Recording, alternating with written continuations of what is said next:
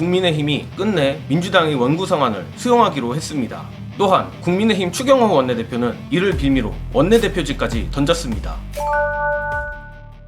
오늘 국민의힘이 의총을 열고 민주당이 국힘 몫으로 남겨놓은 7개 상임위원장 자리를 수용하기로 했습니다.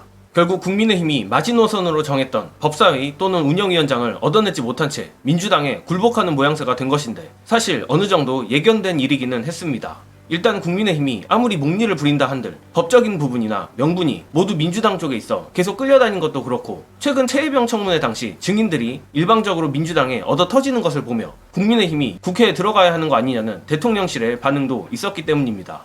그리고 정청래 의원이 지난주에 정무위 소관의 권익위 청문회에서 김건희를 증인으로 세우겠다는 거절 못할 제안을 한 것도 은근히 용산을 동하게 만들었다고 생각합니다.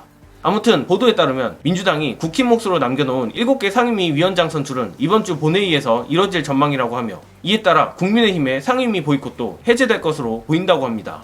사실 제가 보기에는 국민의힘으로선 자존심보다 실리라도 챙기자라는 측면도 있겠지만 이번 국민의힘이 없는 청문회에서 증인들이 개털리는 걸 보고 어떻게 해서든 국회 보이콧을 해제할 명분이 필요했던 것 같습니다. 그리고 재밌는 건 추경호 원내대표가 원내대표 된 지 얼마나 됐다고 사의를 표명했다는 것인데 원내대표직을 수행했던 그 짧은 기간 동안 용산과 국민의힘 의원들 사이에 껴서 개고생을 많이 한 모양입니다. 냉정하게 말해서 이번 7개 상임위원장 자리를 수용한 것은 외형상으로는 민주당에 굴욕을 당한 것은 맞지만 어쨌든 그동안의 국회 보이콧 목리에 대한 일종의 출구 전략인 셈도 되는 것이라 원내대표직까지 던질 일인가 싶은데 또는 그 반대로 어딘가로부터 압박이 들어와 자리를 던졌을 가능성도 없는 것은 아닙니다. 다가올 국민의힘 전당대회에서 가장 유력한 후보가 한뚜껑이인 것은 부정할 수 없는 사실이고 뚜껑이나 두창이나 한몸이긴 하지만 어찌됐든 윤두창이 입장에서 한뚜껑이가 불편한 것도 사실이라 한뚜껑 견제용으로 추경호보다 더 강한 찐윤을 꽂으려는 것이 아닌가 추측해봅니다. 저는 이철규가 기어이 다음 원내대표가 되지 않을까 예측해보는데 다만 한뚜껑이가 정말로 당대표가 되고 이철규나 이철규에 준하는 찐윤이 원내대표가 된다고 한들 현재와 달라질 것은 없을 것으로 보입니다.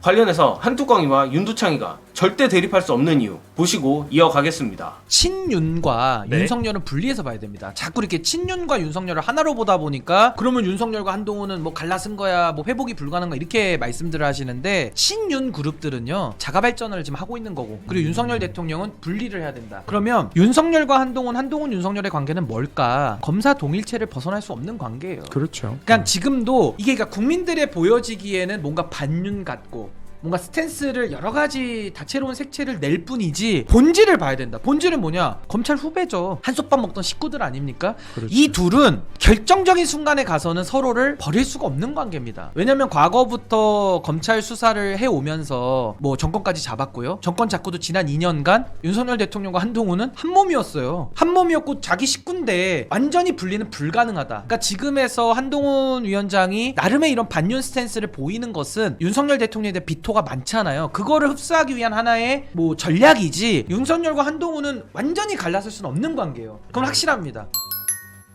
아무튼 국민의힘이 처절한 굴욕을 맛보면서까지 국회 보이콧 해제 출구를 찾은 이상 앞으로는 국회 청문회 등에서 더욱 철판 깔고 윤두창 방탄을 하려들 것입니다. 그리고 다가올 전당대회에서도 민주당의 청문회 공세에 어떻게 대응하느냐가 주요 화두가 될 확률이 높습니다.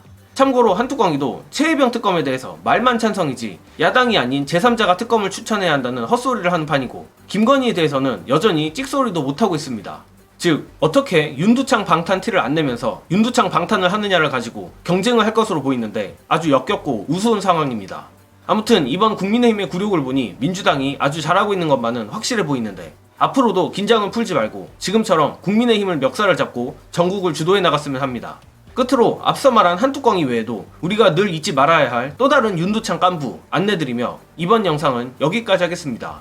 시청해주신 여러분 감사합니다. 윤석열과 한동훈을 분리해서 보고 뭐 한동훈이 민심으로 간다 완전히 분리가 됐다 그러면 한동훈을 믿자는 얘기거든요. 네. 절대 믿을 수 없는 사람입니다. 전 그렇게 그렇죠. 봐요. 이준석 대표가 반윤입니까? 전 그렇게 생각 안 해요. 이준석 대표 네. 기회만 되면은 언제든지 손잡을 거거든요. 그러니까 어제도 개혁신당 대표가 허은하 대표가 국민의힘 잔치하는데 끼워넣기로 기자회견 넣은 거 아세요? 모르시죠? 몰랐습니다. 아니 한동훈 나경원 사이에 네. 1시 40분에 기자회견을 했다니까요. 국민의힘 죽어라 이러면서. 그러니까 제가 그러면서 뭘 느꼈냐면은 허은하 후보는 네. 국민의힘 가고 싶어서 안 다니났구나.